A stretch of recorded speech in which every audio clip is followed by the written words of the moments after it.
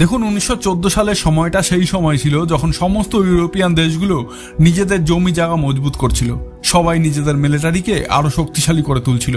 দেশগুলো যুদ্ধের জন্য প্রথম থেকেই তৈরি ছিল, যার কারণে প্রত্যেকটা দেশ একজন আরেকজনের সাথে অ্যালায়েন্স বানানো শুরু করে দিয়েছিল। 1914 পর্যন্ত সব দেশগুলো নিজেদের মধ্যে অ্যালায়েন্স তৈরি করে রেখেছিল, যার মধ্যে দুটো অ্যালায়েন্স সব থেকে গুরুত্বপূর্ণ ছিল। প্রথমটা ছিল ট্রিপল অ্যালায়েন্স, যেটা জার্মানি, অস্ট্রো হাঙ্গেরি আর ইটালির মধ্যে হয়েছিল। এদের সন্ধি অনুযায়ী এই তিনটা দেশের মধ্যে যদি কোনো একটা দেশের উপরে অন্য কোনো দেশ হামলা করে, তাহলে পরে তারা একসাথে মিলে তার সাথে লড়বে। দ্বিতীয় সন্ধি ছিল ট্রিপল এন্টান্ট, যেই অ্যালায়েন্সের মধ্যে রাশিয়া, ইউকে আর ফ্রান্স সামিল ছিল।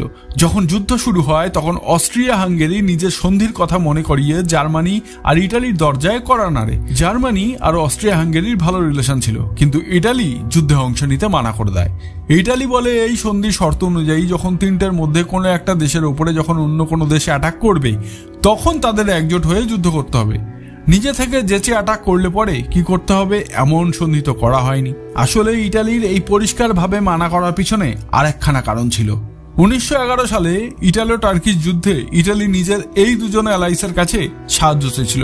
দুটো দেশ তখন সোজাভাবে এটা বলেই মানা করে দিয়েছিল যে ইটালির পার্সোনাল ইন্টারেস্টের যুদ্ধে না, বরং যদি কেউ ইটালির উপরে হামলা করে তখন আমরা তার সাথ দেব।